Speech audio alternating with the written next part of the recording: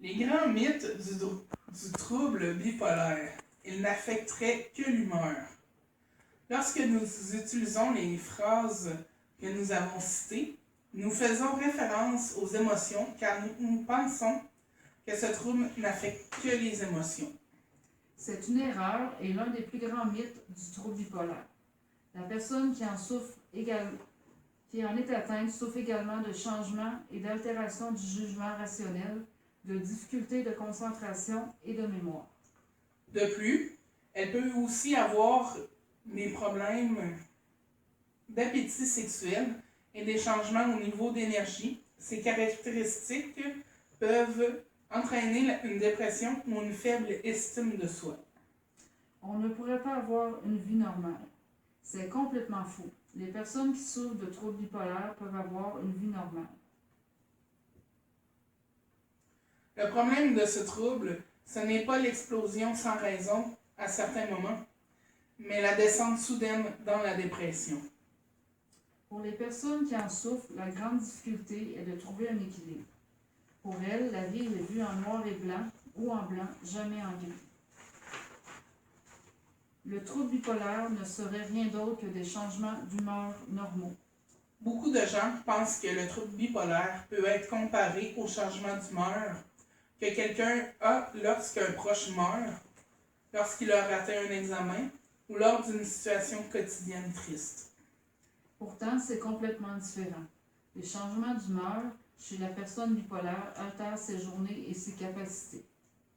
Par exemple, peut-être que la pluie vous rend triste, mais une personne qui souffre de trouble bipolaire peut souffrir de dépression à cause de ce temps. Le suicide ne serait pas un gros problème. Attention à cette idée reçue.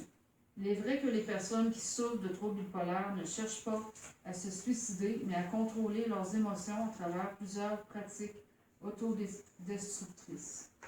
Cependant, une grande majorité de ces personnes ont besoin d'accentuer leur mal dans le but de mettre fin à tout ce tourbillon émotionnel, et cela passe par la douleur physique. Mais parfois, ce contrôle leur échappe. Ainsi, il est très important de considérer le suicide très au sérieux et ne pas le considérer comme un mythe. Les bipolaires seraient des personnes fragiles. Beaucoup de gens qui souffrent de troubles bipolaires peuvent ne pas rechercher d'aide car elles ont l'impression qu'elles sont fragiles si elles ne sont pas capables de contrôler leurs émotions. Pourtant, souffrir de dépression, d'anxiété ou de tout autre type de maladie ne rend pas plus fragile que les autres. Le trouble bipolaire est tout simplement une condition qui peut être traitée pour que la personne qui en souffre atteigne l'équilibre dont elle a besoin.